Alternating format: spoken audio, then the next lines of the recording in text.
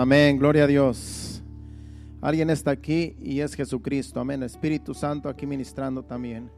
Padre Santo, te presentamos estas ofrendas, estos diezmos que los hermanos han traído, Señor, con un corazón alegre, Señor, y agradecidos, porque es para honrarte, Señor. Te pedimos que los recibas y que sean de olor grato ante tu presencia y que sigas bendiciendo a tu pueblo, Señor, que nada les falte, Señor. En el nombre de Jesús, recíbelos. Amén. Pueden tomar asiento en esa bendición. Estamos en un clima agradable, ¿verdad? Como hacía tiempo que no se sentía el fresquecito. Y sabemos que allá para el norte, allá está peor, allá sí está fuerte el frío. Por aquí estamos cómodos. Bien, pues bienvenidos a esta casa, a Remanente Fiel. Dios los bendiga a todos. Vamos a ministrar la palabra de Dios como el Espíritu Santo nos dirija. Y voy a llevarlo rápidamente al libro de Primera de Corintios. Y vamos a buscar el capítulo. Déjenme ver porque ya se me perdió, aquí lo tenía ahorita.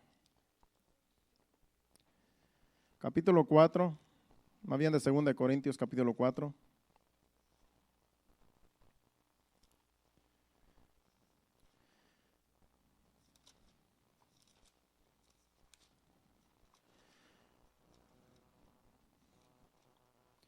Pero más llamámonos al capítulo 4 de 2 de Corintios. Vamos a leer versículos 5 al 7. 2 de Corintios capítulo 4, versículos del 5 al 7. Dice, porque no nos predicamos a nosotros mismos, sino a Jesucristo como Señor y a nosotros como vuestros siervos, por amor de Jesús. Porque Dios, que mandó que de las tinieblas resplandeciese la luz, es el que resplandeció en nuestros corazones para iluminación del conocimiento de la gloria de Dios en la faz de Jesucristo. Pero tenemos este tesoro en vasos de barro para que la excelencia del poder sea de Dios y no de nosotros. Amén. Tenemos este tesoro. ¿Cuál es este tesoro? Es el Evangelio, es la vida de Cristo en nosotros. Es un tesoro que se nos ha dado y lo tenemos en vasos de barro, que los vasos de barro somos nosotros. Somos recipientes, ¿verdad? Que Dios ha escogido para en nosotros depositar su vida, porque tenemos la vida de Cristo, el Evangelio, la gracia de Dios que se nos ha dado. Ese tesoro invaluable lo tenemos nosotros. Se nos ha confiado el Evangelio para ministrarlo. Se nos ha confiado el Evangelio para ministrar su palabra, para que también resplandezca la luz del Evangelio en aquellos que viven en tinieblas, en oscuridad. Aquellos que nunca han visto la luz de Cristo, aquellos que han vivido toda una vida bajo el pecado, bajo la maldad, y que no conocen este Evangelio. Y a algunos se les predica el Evangelio, pero no lo reciben. No lo reciben porque piensan que viven una vida cómoda, una vida que no quieren dejar. Porque sabemos que cuando viene Jesucristo, toda tiniebla se tiene que ir. Pero muchos quieren vivir en tinieblas, porque las tinieblas no se llevan con la luz. Y a la vez que viene Jesucristo, tienen que huir las tinieblas. Jesucristo resplandece en las vidas de cada uno de nosotros. Eso fue lo que sucedió con cada uno de nosotros. Cuando en un tiempo vivíamos en tinieblas, en un tiempo nosotros vivíamos una vida desordenada, una vida de pecado, una vida que el mundo ofrece, una vida que el diablo, desde que nacemos, está acechando siempre para que todo aquel que nace le sirva. Desde pequeñitos ya el diablo está atrás de nosotros, persiguiéndonos para que nosotros sigamos la maldad, sigamos el pecado. Pero gracias a Dios que el Evangelio es la luz y resplandece en aquellos que, por la gracia de Dios, ¿verdad? Cuando el Evangelio viene a una casa, a una familia, los hijos que nacen en esa casa, en esa familia, esos hijos son bienaventurados porque nacen en una cuna cristiana. Por eso nosotros tenemos que estar agradecidos con Dios porque nuestros hijos, la mayoría de los que estamos aquí, que tenemos hijos pequeños que nacieron en el Evangelio y están creciendo, ellos han nacido, ¿verdad?, en un lugar donde desde un principio se les ministra la palabra de Dios y ellos conocen el Evangelio. Nuestros niños, ellos no están en tinieblas, ellos no están en ignorancia porque conocen la palabra mientras van creciendo. Desde pequeñitos en la escuela dominical se les enseña, allá atrás se les está enseñando a los chiquitos. No vienen a perder el tiempo, ellos vienen a escuchar palabra de Dios. Una palabra que las maestras, las que los cuidan, les enseñan esa palabra, esa semilla es sembrada y esos niños no están en tinieblas. Porque esos niños reciben la palabra que es una semilla, es el Evangelio que salva, que liberta, que transforma. Y son bienaventurados nuestros hijos por esa razón, porque nosotros los traemos a la iglesia, porque nosotros queremos que ellos no vivan una vida como la que vivimos muchos de nosotros, en ignorancia, una vida de fracaso, una vida de maldición en la cual estábamos. Queremos que nuestros hijos sean bendecidos, queremos que nuestros hijos no pasen por lo que pasamos nosotros. Y ese tesoro que se nos ha dado es el Evangelio de salvación. Es el Evangelio que les predicamos a todo el mundo y a nuestros hijos. Y en nuestra casa también, con el buen ejemplo que les demos a nuestros hijos, ellos van a vivir siempre bajo la protección de Dios. Pero ¿qué de aquellos que no conocen el Evangelio? ¿Qué de aquellos que no quieren recibir el Evangelio? ¿Qué de aquellas familias, de aquellos matrimonios donde el papá llega borracho y golpea a la esposa, se pelean y viven un matrimonio desordenado como está el mundo allá afuera? Tristemente esos niños son afectados. Tristemente esos niños viven bajo maldición por culpa de los padres. Y esos niños van creciendo en ese ambiente de tal manera que es lo único que conocen. Es lo único que ven. Una madre afligida, una madre abusada, un padre que a lo mejor es borracho, drogadicto, golpea, violento. Eso es lo que ven esos niños en esos hogares. Y tenemos que orar para que algún día ellos también vengan al conocimiento de Cristo. Porque muchos así vienen. Cuando ya en el hogar no se puede vivir, cuando ya en el hogar ven que no hay solución, buscan ayuda y la ayuda la tenemos nosotros porque se nos ha confiado el Evangelio. Tenemos este tesoro en vasos de barro que somos nosotros. Y nosotros tenemos que estar siempre prestos para toda buena obra, como dice la palabra de Dios, para poder aconsejar, para poder guiar a aquellas personas que viven en tinieblas, que viven en la maldad. Es fácil predicarle a una persona que no ha conocido a Cristo. Es fácil predicarle porque esa persona puede estar más sensible al Evangelio. Esa persona que nunca ha conocido la luz, puede ser que Dios trate con esa persona porque esa persona está bien necesitada y cuando encuentra una solución a sus problemas, ahí el Señor viene con su luz, alumbra ese corazón, esa vida, ese matrimonio, ese hogar y vidas son transformadas. Así es como el Evangelio se prolonga en el mundo y en los hogares y en todo lugar. Por eso este tesoro que tenemos, hermanos, lo tenemos que cuidar. Tenemos que cuidar nuestro testimonio para que este tesoro que tenemos nosotros, que es el Evangelio, que es la vida de Cristo, que se nos ha confiado, podamos ministrarla, podamos ser buenos administradores de la gracia de Dios que se nos ha dado. Porque es la gracia de Dios que se nos dio. Como dice Juan capítulo 1 y versículo, déjame ver. Juan capítulo 1, hay un versículo ahí que dice que de él tomamos todos y gracia sobre gracia. Está en el capítulo 1, pero el versículo no. Ahorita se los digo. Porque Jesucristo es la gracia de Dios. porque de Él tomamos todos y gracia sobre gracia, el versículo 16.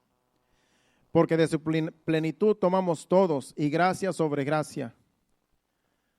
De su plenitud de Jesucristo, Él es la plenitud de Dios. Dios se manifestó en Jesucristo, el Hijo. Cuando en este mundo anduvo Jesucristo, en esos lugares donde Él llegó allá en donde Él nació, la gente miraba a Dios mismo porque Jesucristo es Dios. Jesucristo, Dios los vino a visitar a su pueblo, por eso dice, a lo suyo vino. Pero los suyos no le recibieron. Mas a todo el que le recibió, a los que creen en su nombre, les dio potestad de ser hechos hijos de Dios. Ahí lo dice el mismo capítulo 1 de Juan, versículo 11. A lo suyo vino, a lo suyo es a su pueblo. Pero los suyos no le recibieron, porque no creyeron en Él. Pero Dios mismo vino a visitarlos y estuvo 30 años, 33 años estuvo en el mundo, el Hijo de Dios, predicando el Evangelio, trayendo las buenas nuevas de salvación al pueblo judío. No lo recibieron, no lo quisieron, porque quisieron mejor, amaron más las tinieblas, como dice el mismo Jesucristo.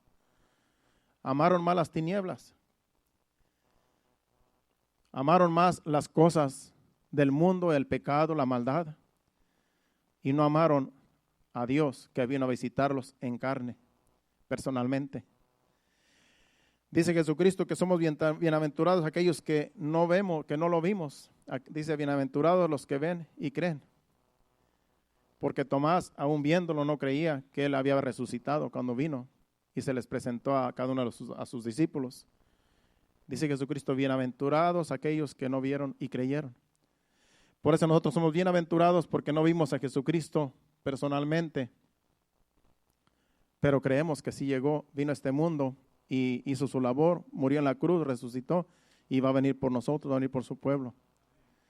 Entonces nosotros creemos, solamente por creer somos bienaventurados, porque ellos lo vieron, los judíos lo vieron, lo crucificaron aún y no creyeron en Él, cuando Él solamente venía a salvarlos. Imagínense qué decepción para Jesucristo va a venir, dar su vida y ver que lo rechazaron. Pero Él sabía que muchos íbamos a venir ante sus pies, que aún ni siquiera lo conocimos, y somos nosotros, es la iglesia. Somos millones y millones y millones de hijos de Dios que hemos creído en Él, hemos aceptado el sacrificio, venimos a ser hechos hijos de Dios, los cuales no lo vimos, pero creemos en Él. Es una bendición, es una bienaventuranza para cada uno de nosotros, porque el Evangelio es vivo, está vivo, Jesucristo está vivo, la palabra está viva. Dice Jesucristo que todo aquel que bebe de Él, de su agua, saltará en Él como aguas que saltan para vida eterna. El capítulo 4 de Juan y versículo 14, si no me equivoco. Saltará en Él, ¿verdad? Aguas, es como un agua que salta para vida eterna. Ahí en la historia de la mujer samaritana. Dice que el que tenga sed y toma del agua que Él da, dice que esa agua salta, versículo 14, mas el que bebiere del agua que yo le daré, no tendrá sed jamás, sino que el agua que yo le daré será en él una fuente de agua que salte para vida eterna. Es Jesucristo. Él es el que sacia nuestra sed. El mundo está sediento, el mundo está hambriento, sediento, pero buscan en otras fuentes y no buscan en la fuente que es Jesucristo. Dice que el que tiene sed y bebe de su agua no tendrá sed jamás. Va a tener un agua que salte para vida eterna. En su interior brotarán ríos de agua viva. Por eso nosotros, hermanos, no nos cansamos de agradecerle al Señor. No nos cansamos de darle gracias por la salvación que nos ha dado. Y lo hemos conocido por medio de su palabra. Se ha manifestado a nosotros de muchas maneras, haciendo sanidades, milagros, señales y sabemos que Él está vivo. Y el Señor quiere que seamos ministradores de su gracia. El Señor quiere que seamos ministradores, buenos ministradores de la gracia que nos ha dado. Porque acuérdense que, como empezamos hablando, que somos vasos de barro en los cuales el Señor depositó su gracia, su vida, el Evangelio, en estos vasos de barro que somos nosotros. Pero Él quiere que seamos buenos administradores y el mensaje va a estar, bueno, nos vamos a concentrar en Primera de Pedro, en el capítulo 4 también. Ahí vamos a basar la enseñanza. Vamos allá a Primera de Pedro, capítulo 4.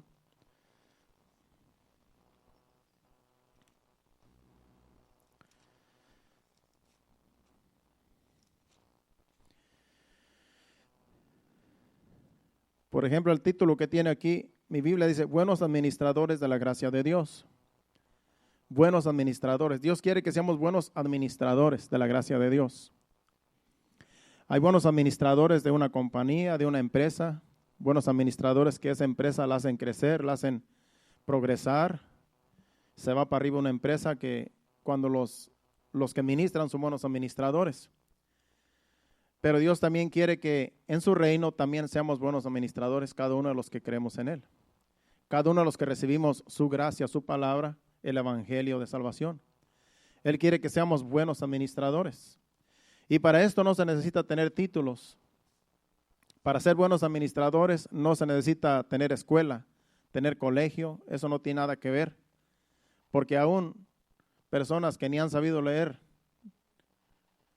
han llegado a ser buenos administradores, porque el Espíritu Santo les ministra. El Espíritu Santo es el maestro. Y les enseña cómo vivir, cómo ser buenos administradores. Esto no se necesita letra, no se necesita estudio. Porque si así fuera, yo no voy a estar parado en este púlpito, porque yo apenas llegué a quinto de primaria, sexto de primaria. Pero a Dios no le importa la educación, que claro es buena, por los que estudiaron una carrera, claro, mejor todavía.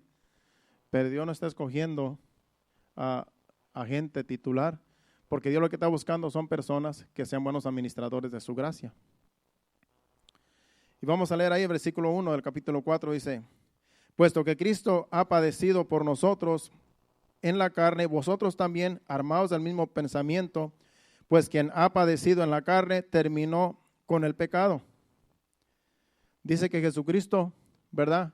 Hay que armarnos del mismo pensamiento como Jesucristo, porque Jesucristo, ¿verdad? No le importó los vituperios, no le importó ser crucificado, no le importó todo lo que padeció por amor a su pueblo, por amor a este mundo.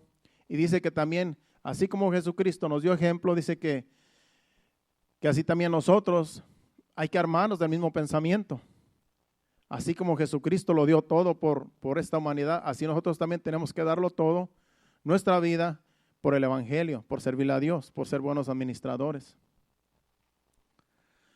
Porque como estaba diciendo el domingo, Dios nos va a llamar a cuentas porque nos ha dado este tesoro. Nos lo ha puesto en nuestras manos para que nosotros ministremos en su gracia, la gracia de Dios, a este mundo, a la gente necesitada que está viviendo en este mundo sin fe y sin esperanza.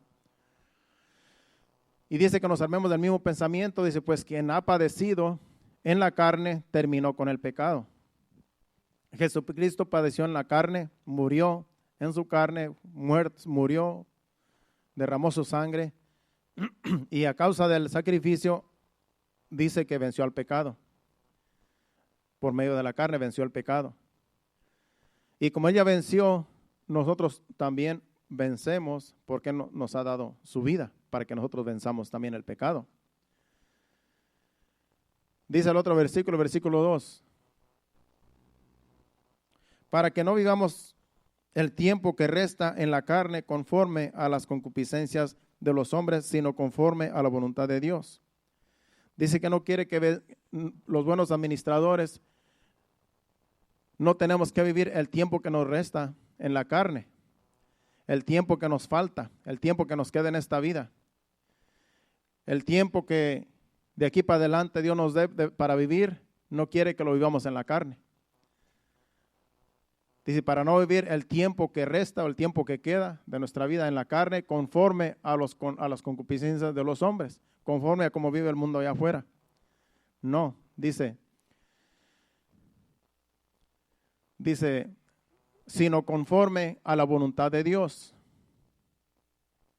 El tiempo que nos queda a nosotros vivir en este mundo, hay que vivirlo conforme a la voluntad de Dios.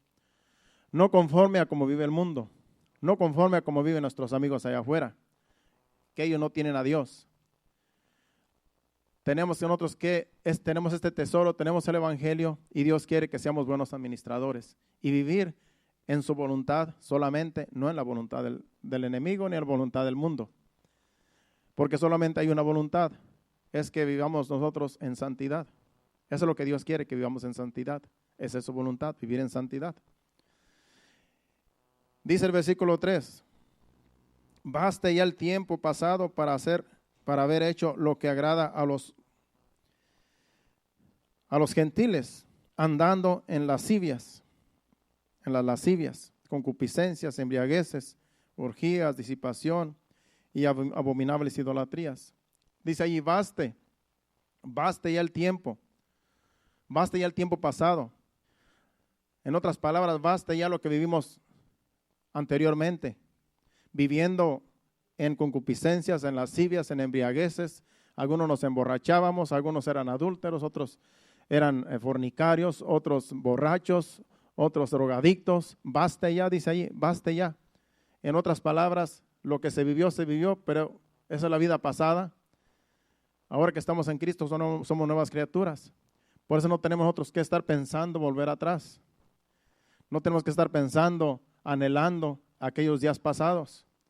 No podemos estar anhelando las borracheras que nos dábamos allá con los amigos, los bailes, las fiestas que hacíamos allá en la vida mundana. Baste ya todo eso, porque todo eso no nos trajo nada bueno. Por eso dice baste. En otras palabras, enough is enough, dicen los americanos. Ya lo pasado se quedó atrás y ya baste lo que pasó. Andando, ¿verdad?, en disipación, en abominables idolatría. Esa palabra disipación, yo quería saber qué significaba disipación, porque yo la busqué en el diccionario y aquí escribí, dice, disipación quiere decir conducta de quererse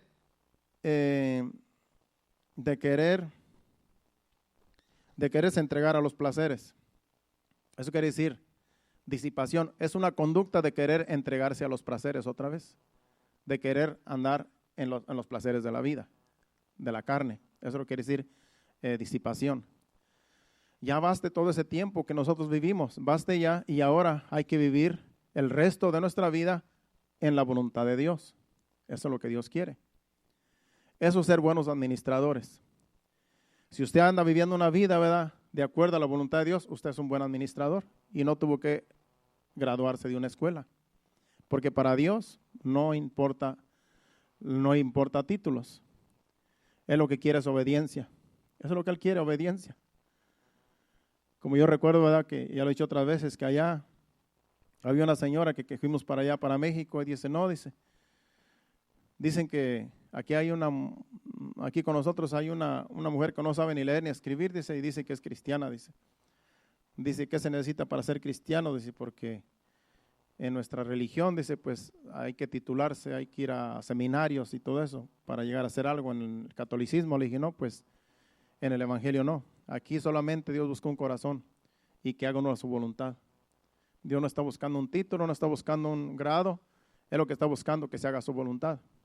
Por eso todos calificamos para servir a Dios, todo mundo califica. Él no está buscando quién sabe más, quién es más inteligente. Los más tontos a veces los hace más sabios. Lo dice en 1 Corintios. Dice que lo más tonto de Dios es más sabio que los que se dicen ser sabios de este mundo. Lo vil de este mundo, Dios escogió para avergonzar a los que se creen mucho y que se creen muy importantes. Porque para Dios lo que está buscando es un corazón que le obedezca. Un corazón que le agrade, que le sirva, que esté agradecido. Así es que Dios no busca títulos, Él busca que se haga su voluntad. Dice el versículo 4, dice, a estos, hablando de los gentiles, hablando de los mundanos, dice, a estos ¿Les parece cosa extraña que vosotros no corráis con ellos en el mismo desenfreno de disolución y os ultrajan? ¿Verdad? A nuestros amigos allá afuera, a los compañeros de trabajo, se les hace algo extraño que nosotros no hagamos lo que ellos dicen. Pasa una muchacha por ahí y andas tú con los amigos y le están chiflando, la están deseando, la están codiciando y quieren que tú hagas lo mismo también. Y a ellos se les hace extraño. Y hasta dicen, bueno, tú eres a lo mejor del otro barrio, porque tú no te fijas que esa muchacha, mira, está bien deseable y tú ni la ves. Uno tiene que voltearse por otro lado porque uno tiene que seguir sus disoluciones. Uno tiene que seguir sus lascivias. Eso nos ha pasado a todos los hombres. Yo sé que se ríen porque así nos ha pasado. Anda uno con los trabajadores y a la mujer que pasan allí, ¿verdad? La ven todos y uno tiene que voltearse por otro lado porque pues entonces caemos en lo mismo. Eso sucede allá afuera y a ellos se les hace extraño que uno no sea igual que ellos. Se les hace extraño que, yo sé que la mujer no tiene ese problema, van a tener otros, ¿verdad? Pero eso pasa en los hombres, que siempre codician a las mujeres. Y se les hace extraño, ¿verdad? Que uno no corra con ellos en el mismo desenfreno, dice ahí. A esto les parece cosa extraña que vosotros no corráis con ellos en el mismo desenfreno. En otras palabras, ellos no tienen freno. Ellos hacen cosas perversas, malas, codician, hacen cualquier cosa porque no tienen temor de Dios. Están en ese desenfreno de disolución, dice, y os ultrajan, los critican, se burlan de nosotros porque no somos como ellos, porque no estamos desenfrenados como ellos están. Nosotros tenemos que poner freno porque tenemos nosotros que entender la palabra de Dios que dice no codicies la mujer de tu prójimo, no codicies nada de lo que tu prójimo tiene. Pero ellos no entienden porque ellos están desenfrenados, ellos creen que esa es la vida que se debe de vivir, pero nosotros somos diferentes. Por eso basta ya el tiempo pasado para vivir la vida que vivimos y ahora hay que hacer la voluntad de Dios. Dice el versículo 5. Pero ellos darán cuenta al que está preparado para juzgar a los vivos y a los muertos. Esas personas que se creen muy inteligentes y se creen que ellos lo saben todo y se creen más que nosotros, ellos van a dar cuentas a Dios por todo lo que hacen. Ahí dice claramente, pero ellos darán cuenta al que está preparado para juzgar a los vivos y a los muertos. Ellos no saben que van a ser juzgados, pero van a ser juzgados un día. Dios los va a juzgar conforme a lo que hacen, conforme a lo que dicen. Y claro, Dios nos va a juzgar también a nosotros, allá en el tribunal de Cristo. Pero a ellos se les va a juzgar si no se arrepienten cuando sean echados al infierno. Porque cuando ellos se quieran justificar, no se van a poder justificar, porque no aceptaron la palabra de Dios. No aceptaron el evangelio, sino que se burlaban de aquellos que viven el evangelio, que somos nosotros. Entonces somos bienaventurados cuando nos critican. Cuando por la causa de Jesucristo nos critican y aún hasta nos maldicen, somos bienaventurados. Pero ellos van a ser juzgados por lo que hacen. Dice el otro versículo, el versículo 6. Porque por esto dice también, ha sido predicado el evangelio a los muertos para que sean juzgados en carne según los hombres, pero vivan en espíritu según Dios. Cuando Jesucristo murió en la cruz del Calvario, dice que fue a lo más profundo del infierno y dice que allá les predicó a los que murieron antes del diluvio.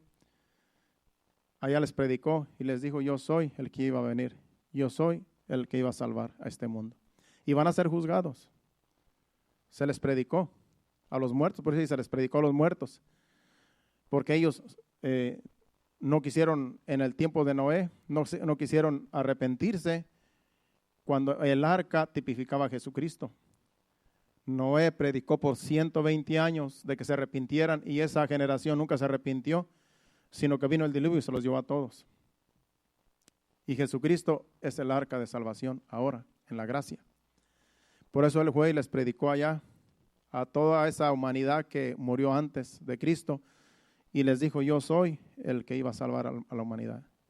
Y yo soy el del que predicaban los profetas. Yo soy del que predicaban todos mis siervos y ustedes no hicieron caso. Y fue y les predicó. Porque ya desde entonces se predicaba a Cristo. Se predicaba que venía un Salvador. Los profetas predicaban, Isaías predicaba, Todos los profetas predicaban de que de que se arrepintieran, y ya predicaban a Cristo que iba a venir. El Hijo de Dios, Dios mismo iba a venir a juzgar la tierra. Y no quisieron arrepentirse, y Él fue Jesucristo y les predicó para que algún día sean juzgados en aquel día que van a ser juzgados conforme a sus obras. Dice el versículo 7. Dice, mas el fin de todas las cosas se acerca, sed pues sobrios y velad en oración. Ese versículo es muy importante, todos tenemos que velar en oración. La oración eficaz del justo puede mucho. La oración, siempre Jesucristo dice, mirar, velar y orar, porque mi venida se acerca. La oración es la que nosotros tenemos que estar siempre, constantemente. El cristiano tiene que estar siempre, constantemente orando. Orando y velando su venida, esperando su venida. Dice que el fin de todas las cosas se acerca. El fin de todo lo que ya está predestinado, predicado, ya todo lo que se ha profetizado, se acerca. Y dice que seamos sobrios, estemos siempre despiertos y velemos en oración. Ahorita Puerto Rico hay muchos videos por ahí que profecías y todo eso, porque está en crisis, ¿verdad? Hay muchos temblores. Y algunos dicen que como Puerto Rico es la cuna del evangelio, donde salieron muchos evangelistas, tremendos evangelistas en aquellos años, y después se fue corrompiendo la iglesia, se fueron corrompiendo, y ya últimamente estaban bien corrompidas las iglesias, muchas iglesias, no todas, claro, y ahora hay unos que andan por ahí profetizando de que tienen que arrepentirse porque está Puerto Rico en peligro de que va a venir juicio. El fin de todas las cosas se acerca. Sed pues sobrios y velad en oración. La iglesia siempre tiene que estar velando en oración, velando constantemente. El versículo 8 dice, y ante todo tened entre vosotros ferviente amor, porque el amor cubrirá multitud de pecados. Dice que entre nosotros tenemos que tener ferviente amor, amor fraternal, es lo que quiere decir ahí. Amor fraternal, amor de hermanos, amarnos los unos a los otros. Ferviente amor, un amor genuino, un amor no hipócrita, sino es un amor ferviente. Amarnos los unos a los otros en el amor de Cristo. Así quiere el Señor que estemos, porque somos su iglesia, somos hermanos.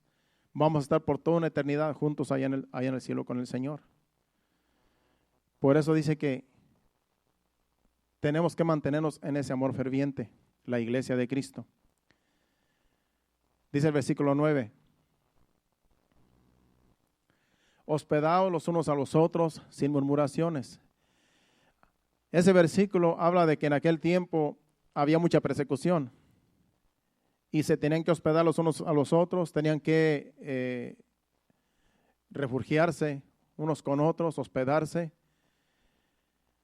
porque había muchas persecuciones y la gente andaba de un lado para otro y era necesario que entre ellos se ayudaran y se refugiaran y se hospedaran con los hermanos, donde quiera que iban, buscaban a los hermanos para hospedarse.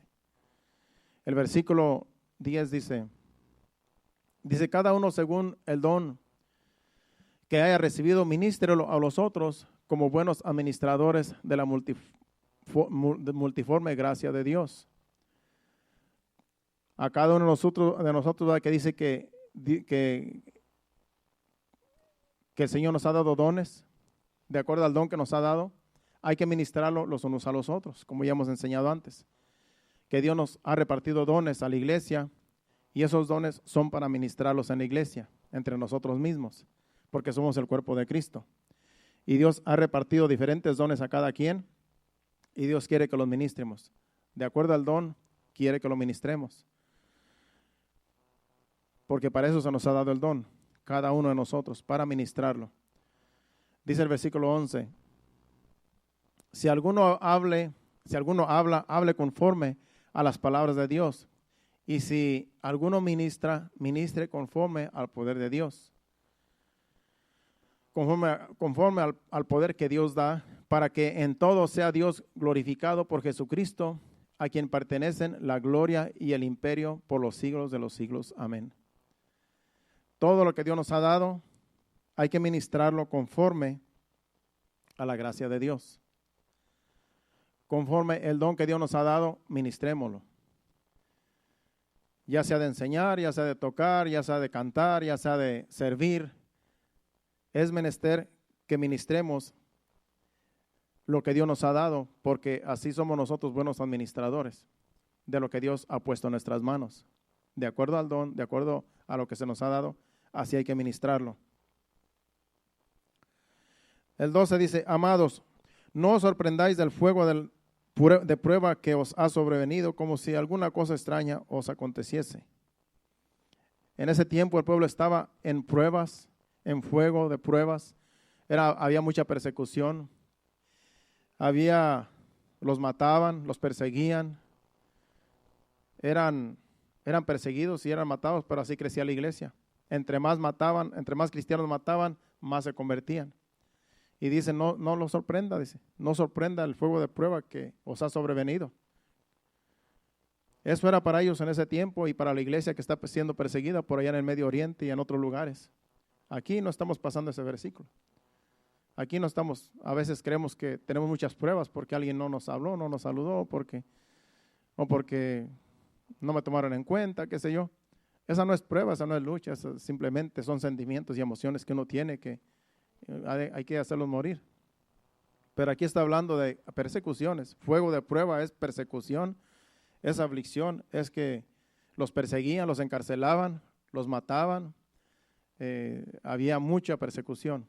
Por eso dice, no os sorprenda del fuego de prueba que os ha sobrevenido, como si alguna cosa extraña os aconteciese, sino gozaos por cuanto sois participantes de los padecimientos de Cristo, para que también en la revelación de su gloria os gocéis con gran alegría.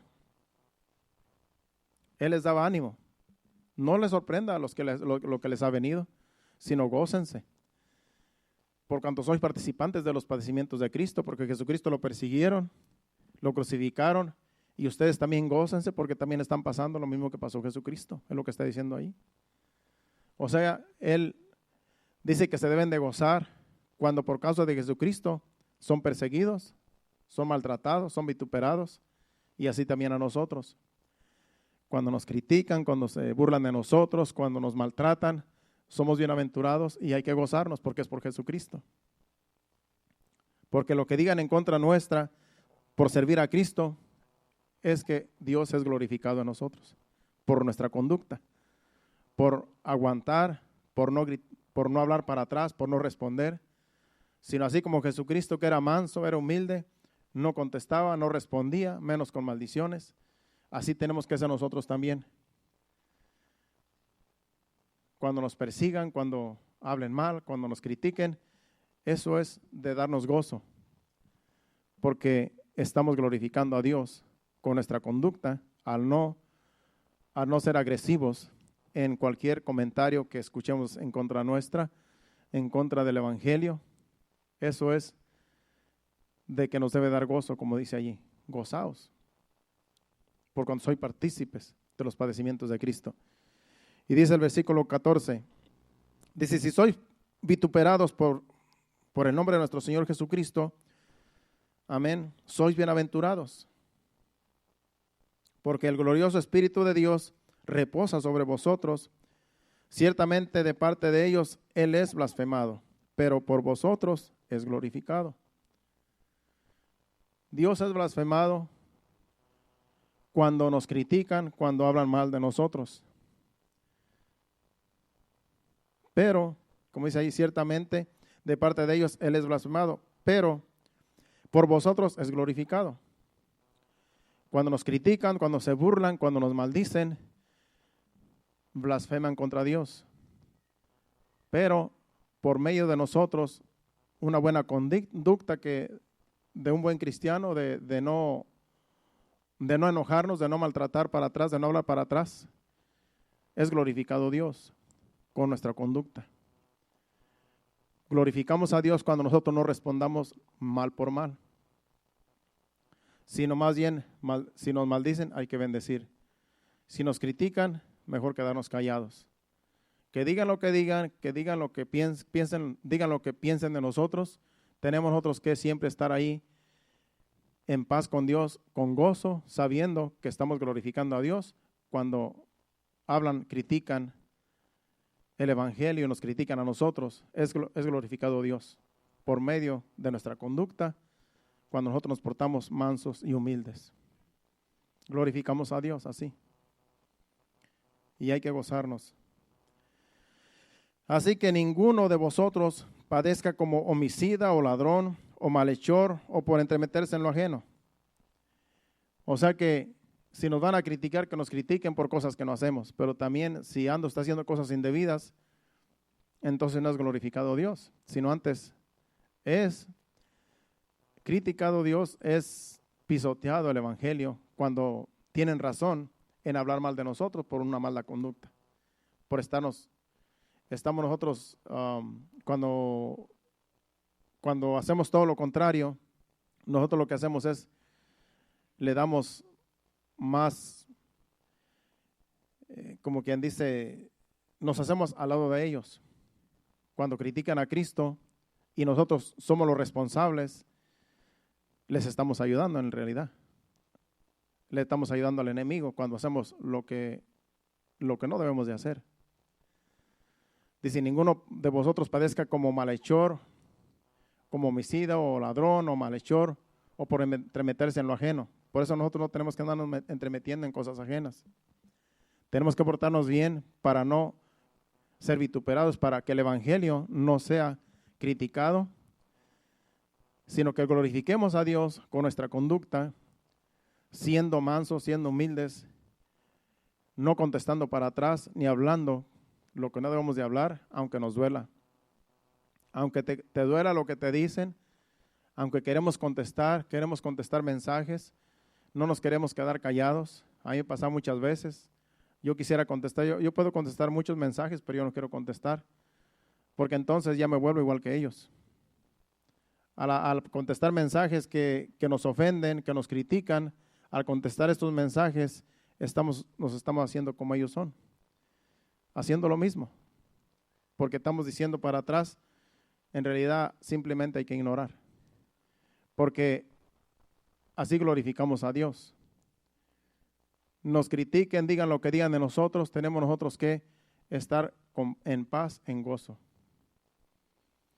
porque así glorificamos a Dios. No contestando, no peleando, no discutiendo, sino todo lo contrario. Y es difícil porque pues la carne a veces se quiere levantar, la carne a veces se quiere manifestar porque tenemos carácter también. Y el carácter que tenemos, pues, dice, no, yo no me voy a dejar. Pero cuando nosotros nos ponemos a pensar, no glorificamos a Dios. Cuando se quiere levantar el viejo hombre, la vieja naturaleza. Y decimos, no, si yo no me dejo. Yo el que me la hace, me la paga. Eso es como quien dice, dar mal por mal. Entonces tenemos nosotros que hacer todo lo contrario, aunque lloremos, aunque nos quejemos delante de Dios, que esto no es justo, Señor, esto no es justo lo que me están haciendo, lo que están diciendo de mí, no es justo. Y uno quiere contestar para atrás y defenderse, pero glorificamos a Dios cuando no lo hacemos. Y es difícil, pero ahí es donde demostramos que en realidad somos maduros, que somos maduros en el Evangelio, en la palabra. Porque cualquiera puede pelear, cualquiera puede discutir, eso lo hacen todo el mundo allá afuera. Pero cuando un cristiano se discute con otro cristiano, cuando un cristiano habla y discute, en realidad eso no es de cristianos, eso es de mundanos. Entonces ahí se sabe quién es maduro. El que se queda callado, porque Jesucristo así nos dio ejemplo, quedarse callado y no abrió su boca. Digan lo que digan, critiquen, piensen lo que piensen, hay que estar tranquilos porque Dios es nuestro abogado, Él es el juez. El versículo 16 dice, pero si alguno padece como cristiano, no se avergüence, sino glorifique a Dios por ello. Si padecemos como cristianos, si padecemos como hijos de Dios, hay que no avergonzarnos. No nos debe dar vergüenza, porque glorificamos a Dios por ello, por lo que nos critican, por lo que nos calumnian, glorificamos a Dios. No nos debe dar vergüenza. El 17 dice, porque es tiempo de que el juicio comience por la casa de Dios. Y si primero comienza por nosotros, ¿cuál será el fin de aquellos que no obedecen el evangelio de Dios? Es tiempo que el juicio comience por la casa. ¿Cuál casa? La iglesia. Dios primero va a juzgar a la iglesia, antes de que juzgue al mundo. Porque nosotros somos los que supuestamente tenemos la verdad. Nosotros somos los que tenemos el evangelio. Dios ha depositado su evangelio en nuestras manos, en este vaso de barro. Y a nosotros nos va a juzgar primero porque nosotros somos los que sabemos. A los demás les va a ir peor. Entonces Dios va a juzgar la iglesia primeramente cuando vengan los juicios. Y va a haber mucha gente que va a morir. Va a haber muchos cristianos que van a morir. Va a haber muchos que andan en adulterios, que andan en fornicaciones, que andan en pecados en las iglesias y les va a venir juicio porque Dios va a tratar primero con la iglesia. Todo aquel que está en una iglesia que se dice ser cristiano y anda haciendo cosas escondidas, pecando a escondidas como cualquier mundano y diciendo que es cristiano, le va a venir juicio tarde o temprano porque a Dios no se le esconde nada. Cuando vienen esos juicios es porque Dios está limpiando su casa. Viene el juicio a la casa de Dios, viene juicio a la iglesia primeramente. Por eso dice allí, porque es tiempo de que el juicio comience por la casa de Dios. Y si primero comienza por nosotros, ¿cuál será el fin de aquellos que no obedecen al evangelio de Dios? Si el juicio empieza por nosotros, si Dios empieza a limpiar, a traer juicio, disciplina a la iglesia, a nosotros, ¿cuál será el fin de aquellos que no obedecen el evangelio? El fin va a ser perdición. El fin de aquellos que no obedecen, dice ahí que no obedecen el evangelio. Al decir que no obedecen el evangelio, está hablando de aquellos que conocen el evangelio y no lo obedecen.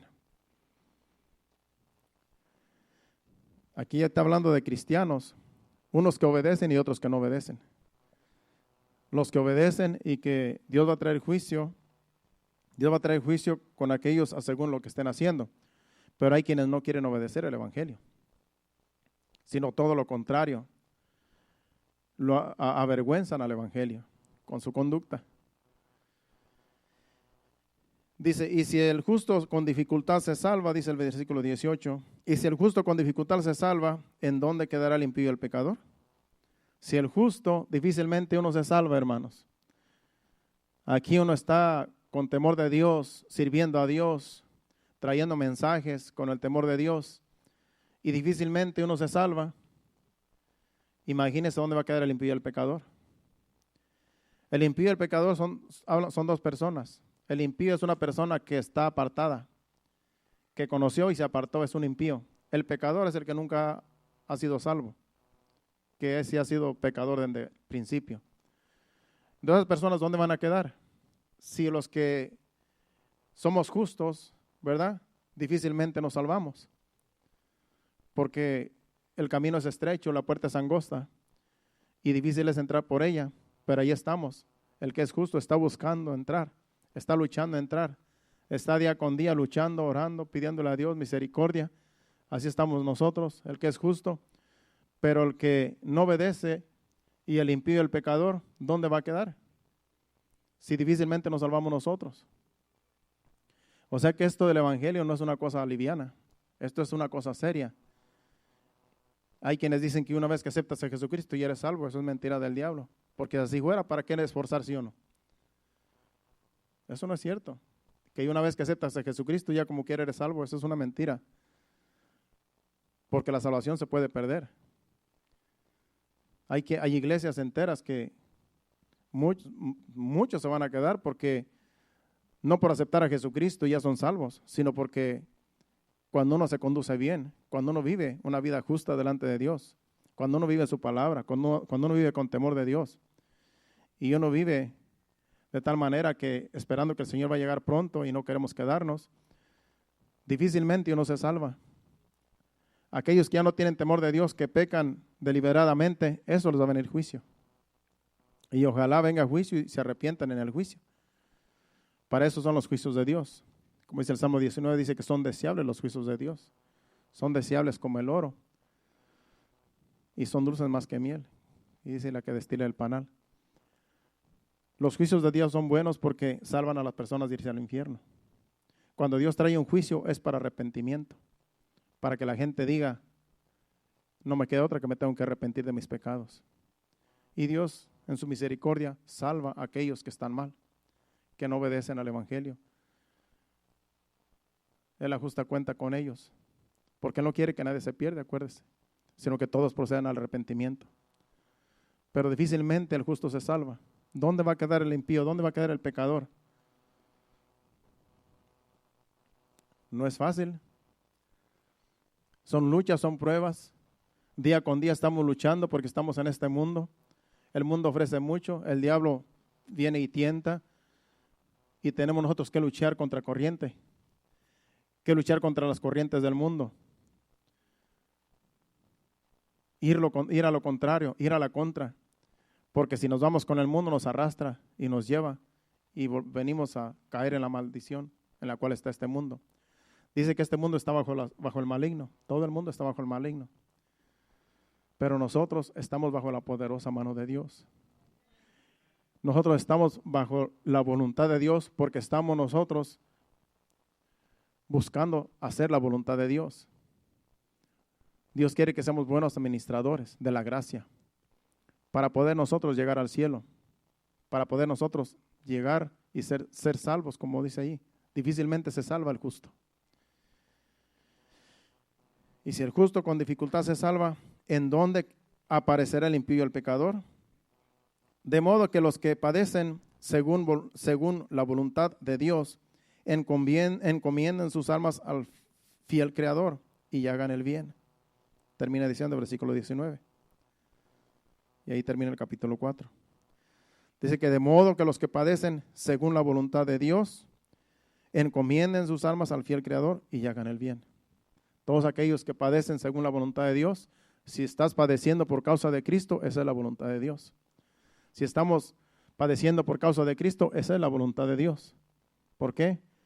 Porque lo dice su palabra claramente. Es glorificado Dios cuando nosotros, ¿verdad?, nos critican, murmuran, calumnian por causa de Cristo, Él es glorificado en nosotros. Y eso es la voluntad de Dios. Si por causa de Jesucristo padecemos, es que estamos haciendo la voluntad de Dios. Y hay que encomendar nuestras almas al Señor. Hay que decirle, Señor, ayúdame a estar constantemente en oración, velando, orando. Que el Señor nos guarde en sus manos, de no caer en lo más bajo y podamos ser arrastrados por las corrientes del mundo. Entre más nos alejamos de Dios, menos creemos que lo necesitamos. Cuando usted está cerca de Dios, usted cree que quiere estar más cerca de Dios. Entre más nos acercamos, más queremos estar más cerca de Él. Entre más se aleja una persona, más difícil es volver otra vez. Por eso cuando una persona deja de venir a la iglesia, un día, después 2 días, después una semana, después 2 semanas, se le hace más difícil porque ya está más lejos de Dios. Se está alejando cada día más. Y entre más tiempo pasa, más se aleja. Después es más difícil traerlo, más difícil convencerlo, porque ya el diablo está ganando ventaja, ya el mundo lo está jalando, ya las cosas, la vanidad de la vida, todo lo que sucede a su alrededor, lo está absorbiendo, lo está manteniendo ocupado en otras cosas y ya cree que no necesita tanto de Dios, que no es necesario tanto ir a la iglesia, que ahí voy cuando pueda. A esa persona está alejándose cada día más y después es más difícil volver otra vez. Por eso entre más cerca estemos de Dios, más creemos que lo necesitamos. Entre más cerca estoy yo, siento que necesito estar más cerca. Porque yo sé que el Señor está pronto para levantar su iglesia. El Señor está a las puertas. Todo lo que está sucediendo ya son, ¿verdad?, el fin de los tiempos. Y tenemos nosotros que estar bien atentos a lo que suceda. Una catástrofe de esas, un temblor, un terremoto, un maremoto, un tsunami de esos, olvídese. Es para la gente buscar de Dios. En las catástrofes es cuando la gente más se acerca a Dios, porque se asusta. Dice, yo no me quiero quedar. Dios me está dando una oportunidad. Y está bien que lleguen a las iglesias, que se llenen las iglesias. El problema es que se les pasa el susto y vuelven otra vez al mundo. Vuelven otra vez, no, ya se pasó el susto, ya, todo normal, no pasó nada. Siguen su vida mundana. Dios no puede ser burlado. Aquí hay que seguir a Cristo porque Él nos amó primero. Hay que amarlo porque nos amó primero y porque Él dio su vida por nosotros. Y en realidad nosotros no somos nada en este mundo sin Él. Él nos dio su vida.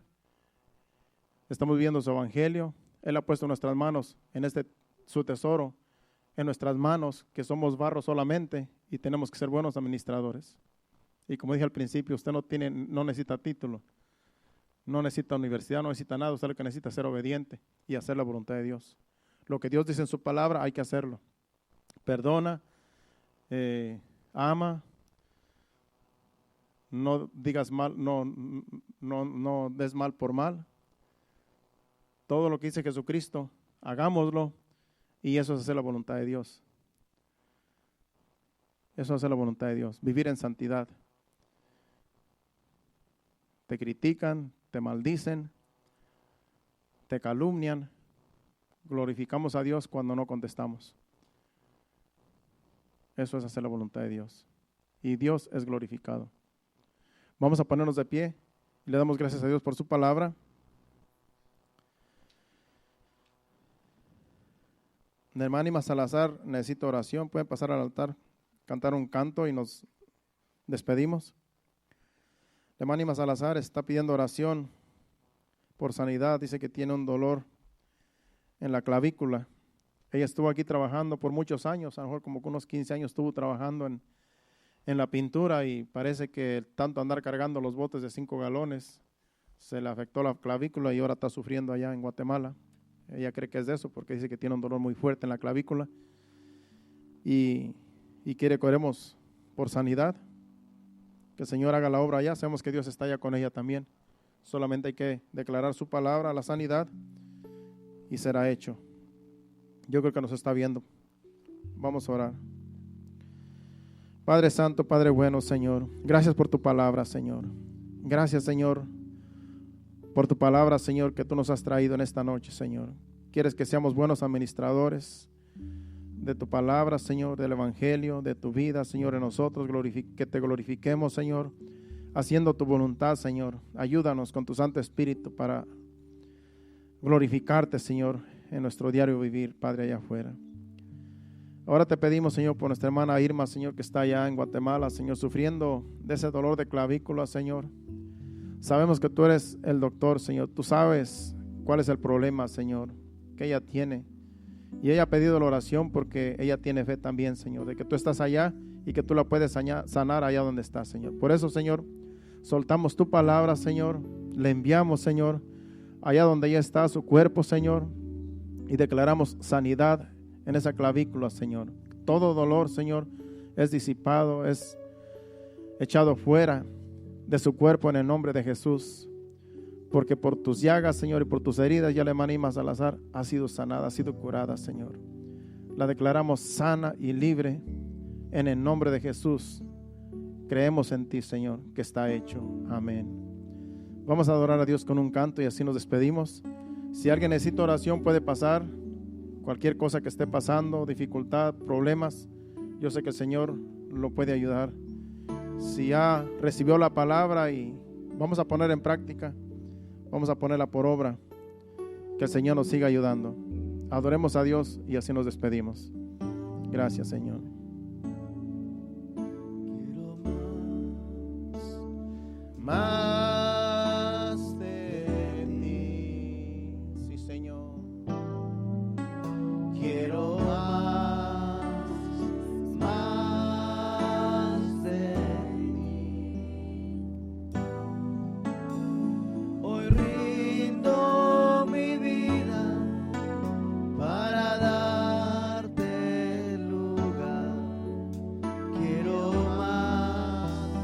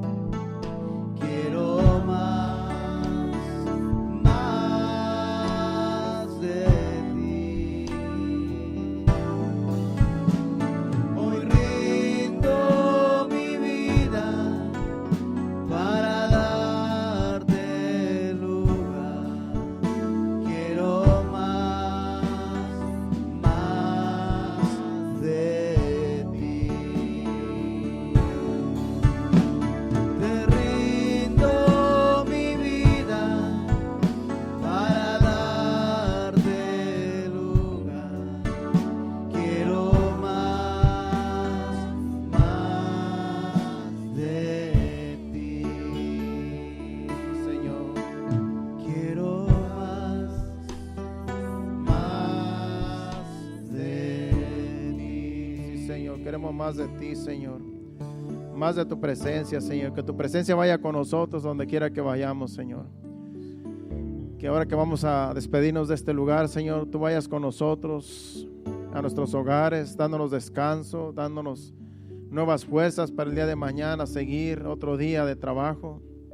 Los niños en las escuelas, Señor, guárdanos a todos, protégenos de todo mal. Que podamos nosotros al día de mañana glorificarte, Señor, con nuestro estilo de vida, Señor. Que podamos nosotros, Señor, ser luz en medio de las tinieblas. Que puedan entender, Señor amado, este mundo, que todavía hay hijos tuyos genuinos aquí en esta tierra, Señor, que te glorifican con su estilo de vida, Señor. Te pedimos que nos ayudes, Señor, a alumbrar, Señor, para ti, Señor. El día de mañana, Señor, tu bendición en tu pueblo, en Remanente Fiel, Señor. Aquellos que no pudieron llegar en sus hogares, bendícelos, Padre Santo.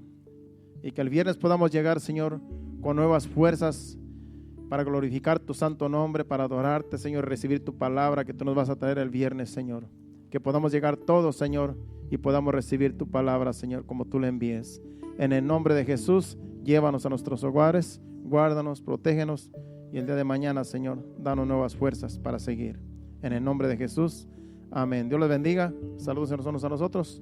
Estamos despedidos. Nos vemos el viernes a las 7:30. Hacia adelante. Dios les bendiga.